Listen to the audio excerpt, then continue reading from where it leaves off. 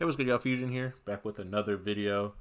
Today we are looking at the Billboard 21st Century chart, the top R&B and hip hop artists of the 21st century.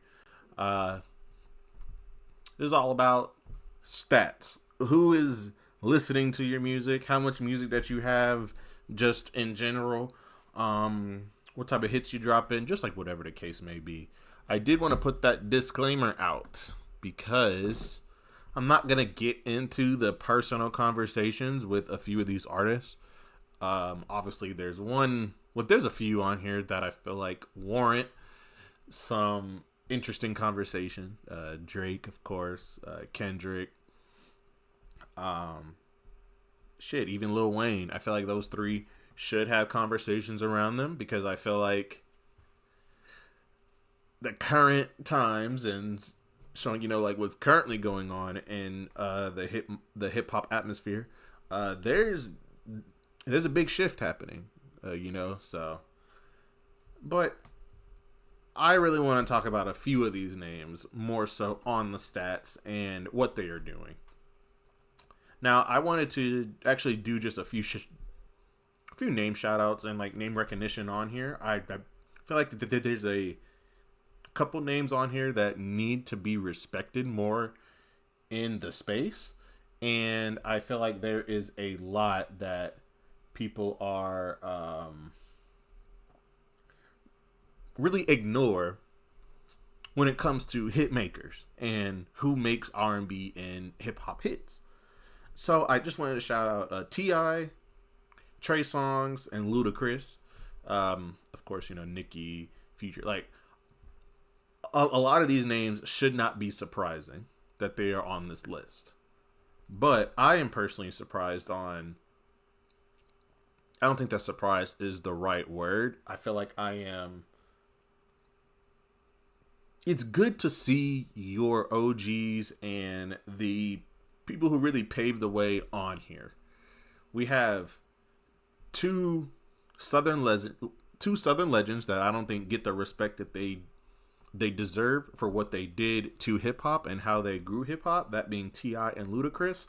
And the fact that we still have Trey Songz on here, who is still an R&B guy at heart. He really doesn't have a lot of the pop songs that early Chris Brown did do. Same thing with Neo, whatever. But Trey Songz sort of stayed R&B the whole entire time. And to be 19 on this list is very, very respectable. And I don't think a lot of people give like the respect for that. Of course, shout out to Nicki, bro. She does her thing. No comment on Nicki Minaj currently. She's going through some things as well. Future. Longevity is the game. And Future has a longevity. I want to see Future in more GOAT hip hop conversations. Walk with me on this one. I think Future is just the evolution of what T.I. and Ludacris already brought. That club banging, knocking music. Throw a little bit of drug on it. Throw a little bit of lean on that thing. Talk about some more hoes. That's what Future does. And he built on that. So you gotta respect it, man. I would love for him to be in more conversations because I'm a Future fan, and I think that a lot of Future's problem is he's putting out too much music. It doesn't give people enough time to appreciate what he has done. Because Dirty Sprite 2 is a classic. He recently dropped a classic, in my opinion. Not the double album. Well, yeah, no. I think he had 3 classics. I can't really look at them right now. I'm half working. So, yeah, shout out to Future, Mary J. Blige, of course. PP Man. Shout out to PP Boy. He, is on here for a reason. He is the king of R&B. He has built so much in R&B that he is going to get overshadowed because of what he is doing. And then we're gonna move up, not quite the same, but still someone who is going to affect their legacy. Kanye West, or Ye. He is someone who is literally once every few months, sometimes once every few weeks, he'll just go on a rant for like 2 or 3 weeks until A, someone calls him and is like, yo, you don't got to do this. B, his fans, you know, dick suck him so much that he's like, all right, I'm done with this. Or he's trying to drop an album. That's what he is doing. That's what he's done. And I would not be surprised if next month he has something else to say. So I hope he can get it figured out, because his music has taken a hit. You may enjoy that crap, but most people, A, haven't listened to it, or B, have listened to it and it's just not hitting. He took a nosedive with his work. It's just not good no more. Vultures 2 did not sound finished. He still put it out. And then when people called him out on it, he tried to fix it, scrambled to fix it. Does not matter. Album isn't good. Vulture 1. There's a couple solid tracks on there, but it's still not Ye level. And for you to be Ye, man, you got to put out Ye level shit. It's been a long time since we've heard some Ye level shit. Donda, I think. I enjoy some songs on Donda, but even then, it was bloated as hell. But I hope that Kanye can get it figured out. He needs a Billboard hit. I feel like if he gets another, not Field Trip, the other one, Carnival, whatever. There's a couple songs on those albums that got play, but that Carnival song just blew up. Kendrick, he's gonna keep dropping songs, and they're gonna keep going on Billboard. I think he just got done with his Big Steppers tour. If I'm not Big Steppers tour, the Grand National tour. I don't know if he's still doing that. I think I saw SZA, who is actually missing from here, but I also don't think she would have been an artist or had any hits in the 21st century, or not enough to really break the top 20, which is surprising because I felt like she has quite a bit of hits. A few of them with some of these people on here. But yeah, shout out to her. Shout out to TDE. I saw that Dolce and Schoolboy Q will be opening or co-headlining with Kendrick on some of those spots. Shout out to Dolce. I think at one point or at some point in the future, if she continues to do what she's doing and puts out good music and continues to be a great performer, there's a chance she could be on here. But Post Malone, he should not be on here. He's not hip hop, not R&B. The few songs he had that were hip hop, R&B adjacent were very, very lucky to be hits, and they wouldn't be hits if.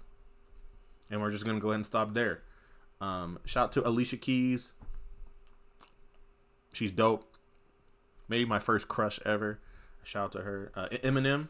Shout out to Eminem. He definitely deserves to be on here. He has the hits. He has the catalog. He has the listens. Shout out to him. Riri. I'm hoping she can drop an album. I like Rihanna's music. I enjoy when Rihanna is making music because it forces all of these other pop girlies to drop better music. Because some of this because Addison Rae should not be on the damn charts. Tate McRae shouldn't be on them damn charts. Jay-Z, he's a GOAT. Shout out to him. Wayne, yeah. Usher, shout out to Usher. He's dropping great music. His most recent album was alright to me personally, but you can still go back and listen to old Usher and still jam out easily. Chris Brown, shout out to Chris. He's been on a tear lately. His music has been great. He's been staying out of trouble. I think that's the biggest thing for Chris Brown. Trouble finds him, and he has to find a way to elude that. I don't know how, but that's just what's happening with him. It sucks because he still is putting out great music. Apparently his shows have been great. I haven't been to one yet. My mom, she went to one not too long ago, and then she's gonna come out here to Vegas and then go to another one with my aunt. So yeah, so like they really loved him some Chris Brown. I don't know what happened with this High Yellow dude. He's been, it's like I don't really listen to the radio like that, so I don't know what's on the radio. I'll just go and scroll through like Billboard or something like to see like the top 20, top 30. There's a YouTuber I watch called The Company Man. He's dope. But he'll do like a weekly rundown or some shit on the Billboard hits, and if I see something on there that I like, then I'll go listen to it. But mostly I listen to Spotify. I find new stuff on Spotify all the time. I try to find new music, but I just don't really listen to Chris Brown like that personally. The Weeknd, I hope he never acts again. So shout out to that. But he's a star. He's making great music. There's gonna be conversations if he still continues to make music, which I heard he was like retiring. But I don't know how true that is as a musician. But there's a chance that The Weeknd could push for the Michael Jackson level stuff. He has stepped into the realm of the Beyoncés, of the Michael Jacksons, of the Taylor Swifts, transitional or transcendent, I don't know, artists that have been able to transcend pop, transcend gender, be able to genres. I don't know why I can't speak right now. Genres. He is able to do that. He's able to get on a song with a rapper, sing the hook, or rap on a verse, but then get in a song and sing his ass off. That's a dual threat, and he can perform as well. He can sing live. He has improved a lot with his live singing. So shout out to The Weeknd, bro. I don't think it'll be, if he does continue to drop music, there could be a chance he could be like a number one of all time on Billboard. There's a chance for him to do that. He gets listens. He has music that fits a lot of the modern feel of what is going on, that it's just going to stand the test of time. And then people are going to eventually go back to House of Balloons, go back to Thursday. What was his first album called? Kissland. They'll go back to Kissland. And then they're going to be like, oh, we have the Dark Weekend also on here. And it's just going to be, a cycle with The Weeknd, because that's what he has built. That's what he has made. So, yeah, man. Shout out to him. He's great. I'm glad he's up here. Beyonce and Drake. Not surprised that these two are on here. They drop hits. People listen to their music. These two are probably the biggest hit makers, maybe. Male and female, possibly. I think that what Beyonce has been doing as of late has been crazy. She is doing something that I don't think we've seen before. Being able to capture two different sounds, like two completely different sounds, house and country, and be able to make solid music in both. Like despite what people may think, I personally don't like country like that, so I did not enjoy the country album. There's a few songs on there that I did like. The 16 Carriages, the one with Miley, and I think there's one more on there that I really do enjoy. I enjoy like the Renaissance more. I was throwing ass to Renaissance. I ain't even gonna lie. I enjoyed that album. So yeah, 1 and 2, I'm not surprised by that. Drake is going to continue to do Drake stuff, especially now. I feel like he has a lot of eyes on him. I feel like this Iceman album is probably going to be his most important album that he'll ever drop. This is coming off of a decent R&B album. Personally, I didn't like it, but I understand I was probably not the like the demographic for that album. Like, I like Party Next Door, but there was not enough Party Next Door for me to stay. I like rapping Drake sometimes, but I do prefer when he is singing. But on these songs, he wasn't singing enough. He was doing that weird crooning, moaning shit, and I really didn't enjoy it. But there's a few songs on there. Well, there's like one or two that I will go back to possibly. Mostly for like hooks and small parts that Party Next Door did. And I think that I wish Drake would have did that a little bit more and sort of shown a little bit more restraint on a lot of those songs and let Party Next Door do what he has to do. Party Next Door doesn't need a verse. He can just sprinkle some of that weird singing shit on there. He's not a great singer either, but it sounds good to your ear, so it's fine. And you throw it in on certain songs as like a bridge, as like the tail end of a hook. It could give him like a 20-30 second verse where he's just singing something, just like whatever. But I feel like that there was some missteps on that album that did not show what Party Next Door does well, and it didn't let Party Next Door complement what Drake does well. That was my issue with that. And he was sneak dissing on the R&B album. And he was rapping on the R&B album. Pick what you're going to do and then do it.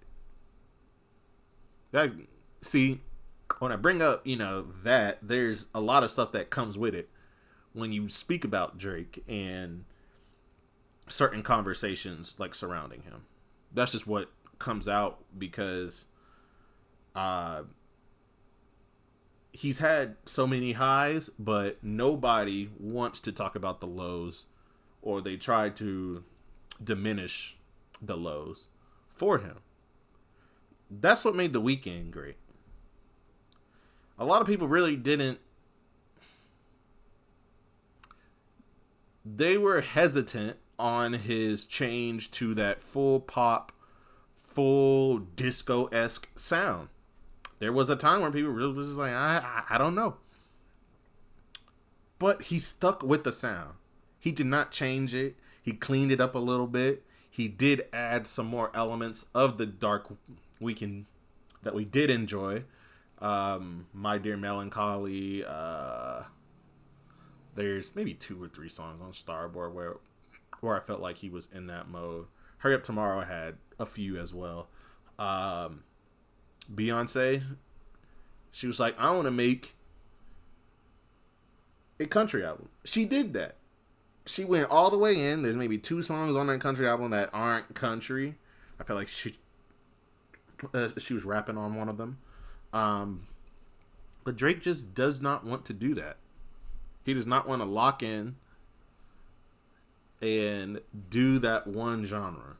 He tried to do it with the House album. I enjoyed the House album because it showed restraint.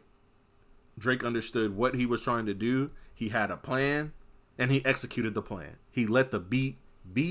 He let the house music do what house music does. Like, you don't need a lot of lyrics once it comes to house music. Drake understood that, and he did that. So why can't he not understand when he's trying to do an R&B album, he should just do R&B with this R&B nigga? And why are you sneak dissing on an R&B song? I don't know. But those are my thoughts. I went through everybody here. I felt like the only true misstep is Post Malone, and that's because he's not an R&B and hip hop artist. He has claimed he's not one, so like everybody should be pushed up one, in my opinion. But other than that, that's all I got for you guys today. Like, comment, subscribe, and I'll see you guys tomorrow. Peace.